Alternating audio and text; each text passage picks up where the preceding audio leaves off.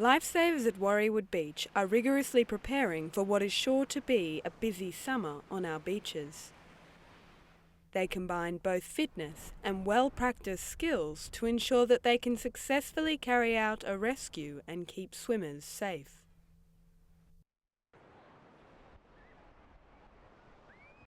Bruce Reel has been patrolling our beaches for more than 40 years and believes that rip currents create the greatest danger for swimmers. A rip gives you a false sense of security. Normally with some rips, the people go there because the water looks still. The water's moving, the waves aren't breaking, and so people are lulled into, oh, that looks good, I'll go in there. Nice water. All of a sudden then they get moved out to sea very, very quickly.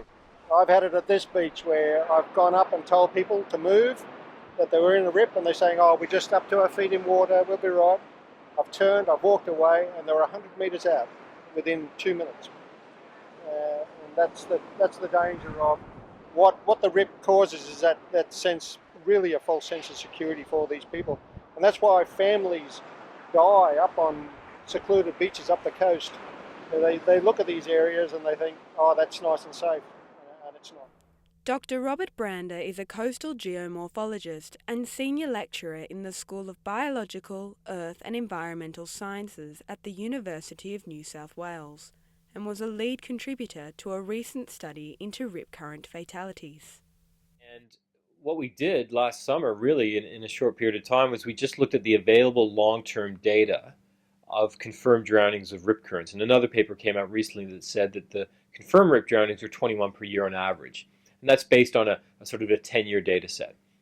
And then we looked up the long-term averages, the best available data for deaths in Australia by cyclones, flooding, bushfires, and sharks. And those databases went back certain time periods, like the one in floods went back over 100 years, the one in sharks went back 50 years. But anyway, based on those long-term averages, 20 people combined drowned or were killed, which is less than the total of rip currents. And I thought that was quite staggering, that this hazard, rip currents, which happens all the time but doesn't really necessarily get a lot of attention, is far more dangerous in terms of long-term fatalities than these other hazards, which get massive attention. Margaret Goldie has spent many happy days at the beach with her family. However, one busy summer Sunday, she found herself caught in a frightening situation and very nearly lost her life. I decided to go for a swim, but I did not go between the flags, and I didn't tell anybody that I was going for a swim. Before I knew it, I was in trouble. In a rip, and I was calling out, looking around. There wasn't anybody at that particular point in time. Fortunately, a lifesaver saw me from up the top of the clubhouse, but by the time he got to me, I was nearly unconscious. Then coming in, I was unconscious. It was a horrible experience because I had to be resuscitated on the beach.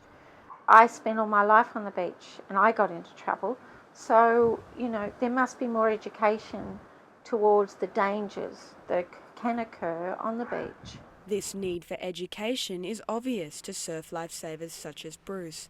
However, a lack of funding has seen the end of a number of programs. There always needs to be education for that, for people, even in our area here where there's new people moving into the area all the time. People from the western suburbs who don't live in this type of environment, they need to be educated, and they did it for a while. Surf Life Saving had an education policy about rips on the beaches and what to do, but of course things like that cost money, or the public service side of it, so yeah. Dr. Brander has found visual representations are most effective in communicating the dangers of rip currents. By placing a harmless purple dye into a current, he illustrates just how fast and powerful rips can be. At most, one person will drown in a rip. Maybe two people will drown in a rip at the same time. It's not like a bushfire where 120 people will be killed in one day or one event. But over time, those drownings and rips add up. And this complacency also, we think, well, we've got the beach flags, the red and yellow flags, we've got the lifesavers, lifeguards, we're fine. But only 4% of Australian beaches are actually patrolled, and And most of those are only done seasonally, so most of the time, you're on your own. This is Jessie Goldie for UTS News.